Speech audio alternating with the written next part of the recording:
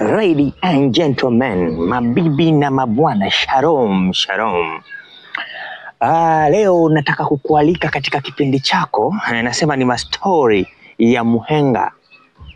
Muhenga na wehu wake. Sasa wehu, siwajui, muhenga ni mimi. Acha nikupe story moja. Kuna bwana mmoja alikuwa anaitwa Noheli. Huyu Noheli alikuwa na kipenzi chake, mke wake mzuri sana. Huyo mke wake alikuwa anaamini sana mambo ya kishirikina.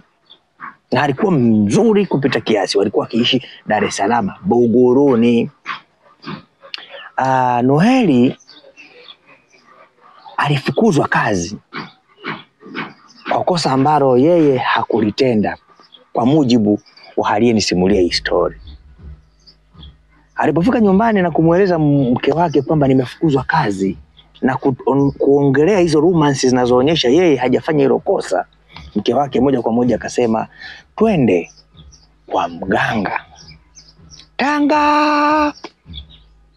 Katikati Tanga ndani huku, wakatoka yeye na mwehu wenzake Tanga. Walipofika Tanga wakatembea kwa miguu kilomita nyingi sana, na humo njiani vimbwenge na nini, lakini kwa kuwa alikuwa na kipenzi chake mke wake, alikuwa akijifariji kumwangalia umbo la mke wake, na aliona kazi ni muhimu, kwa sababu huwezi kumlea mwanamke mzuri kama yule ukiwa huna ajira. Sasa akafika huko, mganga akawapokea. Picha linaanza, mganga anasema nimeelewa mnacho tatizo lenu, umefukuzwa kazi hivi na hivi.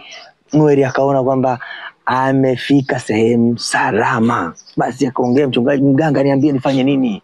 Mimi niko tayari kufanya lolote. Huyu mwehu Noheli hakujua kwamba mganga anatumia psychology kukupata tu, lakini mganga alionyesha utaalamu wake. Akapiga ramli, akaeleza kwamba kuna kitu kimefanyika katika ofisi yao. Unajua ni nini? Akasema umerogwa, na aliyekuroga wewe nitajie tu majina matatu ya wafanyakazi wenzako. Akataja bwana fulani na bwana fulani na bwana fulani. Akasema huyo.